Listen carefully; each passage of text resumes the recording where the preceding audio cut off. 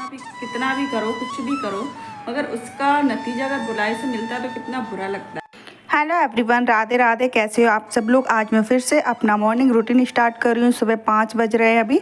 तो मेरे हस्बैंड को जल्दी जाना था, तो उनकी फरमाइश थी कि मटर आलू की जो पतली सब्जी होती है वो बनाना और साथ में चावल भी बनाना, रोटी मत बनाना। आज उनको रोटी नहीं खाना था, तो मैंने कहा ठीक है बना देती हूँ। तो सुबह 5 बजे उठी और फिर लग गई मैं अपने काम में, फ्रेश होने के बाद।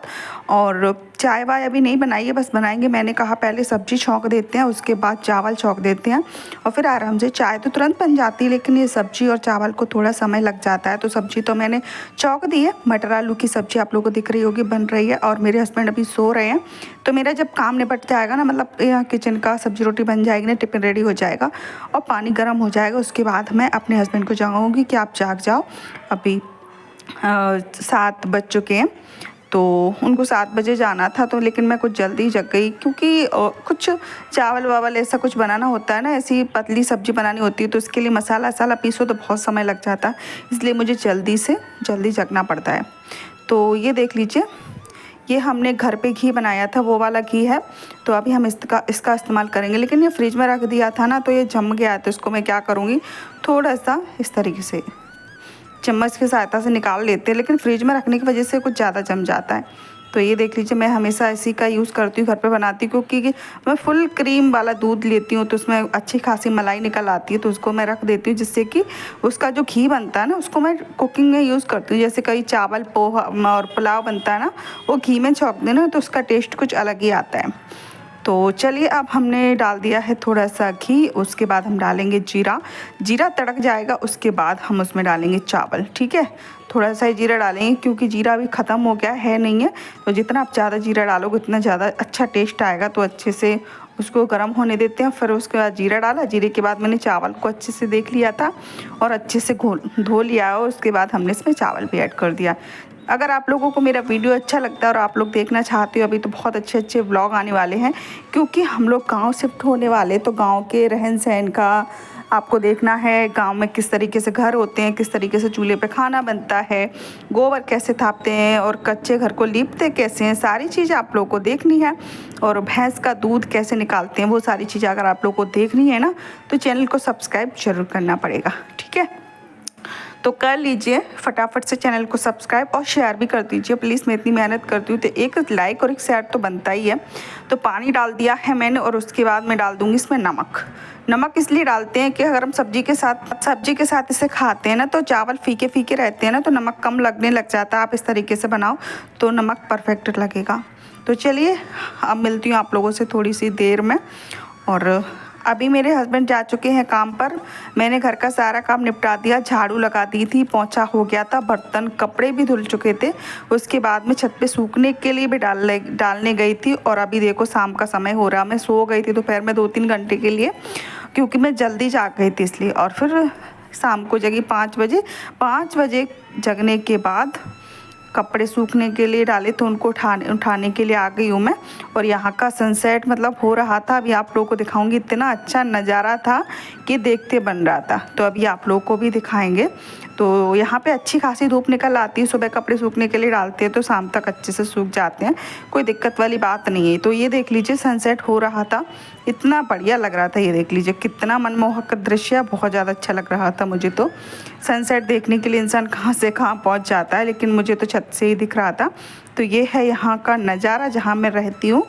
तो ये देख लीजिए। तो चलिए चलते हैं घर। तो पहुँच गए हैं घर, और ये मैं सो रही थी, तो बस फिर ऐसे ही कपड़े मतलब रखकर मैं सीधे ऊपर छत पे चली गई कपड़े उठाने के लिए। तो उसके बाद मैं इसको कंबल को खड़ी करती हूँ। तो ये वाला कंबल मैंने, जो हमारे यहाँ ग्वालियर का मेला भरता है ना, वहाँ से ख़रीदा था। ग्वालियर के मेले में बहुत अच्छी अच्छी चीज़ें मिलती हैं। अब की बार तो मैं नहीं जा पाई, क्योंकि मैं वहाँ पे बहुत कम जाती हूँ। तो मैं जब पहुँचती हूँ तो मेला नहीं लगता है, कभी लगता है कभी नहीं लगता है। उसके बाद जो मैं कपड़े लेकर आई हूँ, उनको मैं घर ही करने के लिए रख देती हूँ करके। और अभी तो मुझे पैकिंग भी करना है, क्योंकि मैं गाँव जाने वाली हूँ। वो भी आप लोगों के साथ शेयर करूँगी कि मैं कैसे क्या पैकिंग कर रही हूँ। तो अभी तो फटाफट से जो कपड़े लेकर आई थी उनको घर ही करके रख देती हूँ। कुछ कपड़ों पे प्रेस करके भी रखना है, क्योंकि गांव में प्रेस नहीं है, तो ऐसे ही काम चलाना पड़ता है। यहाँ से लेकर जाएंगे प्रेस करके कपड़े। और ये देख लीजिए, ठीक है। और शाम को बनेंगे हमारे यहाँ आलू के पराठे। तो हमने आलू को उबलने के लिए रख दिया है, क्योंकि नए वाले आलू हैं ना, उनको उबलने में थोड़ा समय लग जाता है, तो मैं उनको जल्दी से उबालने के लिए रख देती हूँ। तो मैंने रख दिए थे और उसके बाद मैं यहाँ पे काम करने के लिए आ गई हूँ। और क्या होता है फ्रेंड कि सुबह झाड़ू पोंछा करते हैं फिर भी थोड़ी बहुत धूल आ जाती है शाम तक, क्योंकि हवा चलती है ना, हवा के सहारे धूल आ जाती है। और ये मेरा जो रूम है ना वो चारों साइड से खुला है, चारों साइड खिड़कियाँ, देखो इस साइड गेट है, सामने खिड़की है बहुत बड़ी, और किचन है, किचन के बगल में खिड़की है, बालकनी है, अंदर वाला रूम है वहाँ भी बहुत बड़ी खिड़की है। तो अगर हम खोल के रखते हैं ना खिड़की तो बहुत ज़्यादा धूल आ जाती है। तो ज़्यादातर तो मैं बंद ही रखती हूँ, लेकिन गर्मियों के समय में तो खोल के रखती हूँ, और इसलिए थोड़ी बहुत धूल आ जाती है। तो उसको मैं झाड़ू लगाऊंगी और उसके बाद फिर बाकी का काम करेंगे। मेरे हस्बैंड की तो छुट्टी भी आ गई थी, 2 दिन की छुट्टी हो गई थी। जैसे कि अभी मकर संक्रांति निकल के गई है ना, तो उनकी 13-14 तारीख की छुट्टी थी। लेकिन हम हाउसवाइफ की तो कभी भी छुट्टी नहीं होती है। उस दिन भी कहीं ये बनाओ वो बनाओ, भैया कुछ बोलो। रात को 3 बजे तक तो भोजपुरी पिक्चर ही देखते रहे। बोल रहे थे कल छुट्टी है तो भोजपुरी पिक्चर देखेंगे। मैंने कहा आप देखो, उनके चक्कर में मेरी भी नींद पूरी नहीं हो पाई थी।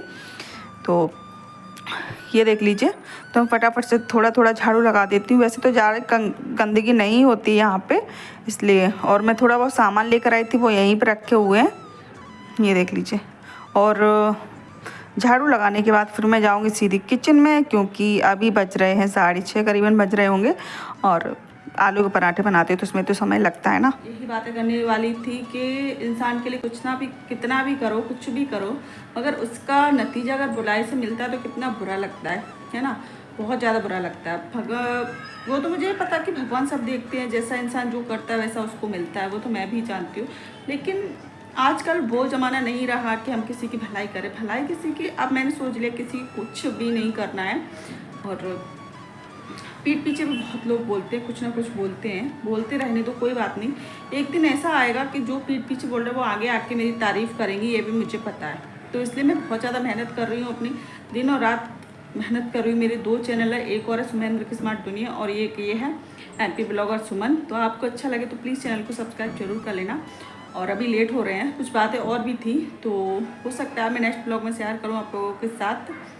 तो ये देख लीजिए, अभी 9 बजने वाले, तो चलिए फटाफट से आलू उबलने के लिए रख देती हूँ, फिर आप लोगों से मिलती हूँ। और मसाला वसाला भी कट करना पड़ता है आलू के पराठों के लिए, और कुछ तो बनाना है नहीं। मैंने उस दिन बनाई थी चटनी, तो वो चटनी रखी है, तो फटाफट से। तो अभी आलू उबलने के लिए रख देते, तब मैंने रखे नहीं थे, मैं बोल रही थी रखने के लिए, मैं भूल गई थी।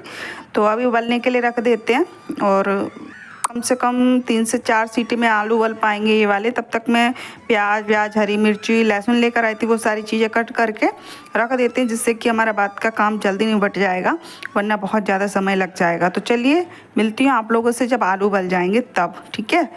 तो आलू हमारे उबल चुके हैं, तो हमने इनको फोड़ भी दिया थोड़े थोड़े, क्योंकि ये गर्म बहुत ज़्यादा थे इसलिए।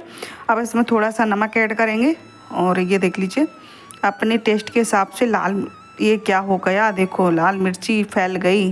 तो ये देख लीजिए फ्रेंड, लाल मिर्ची मैंने ऐड कर दी है। थोड़ा सा गरम मसाला ऐड करेंगे, और धनिया पाउडर ऐड करेंगे, और इसमें हरे वाले धनिए भी ऐड करना है हमको। तो चलिए दिखाते हैं।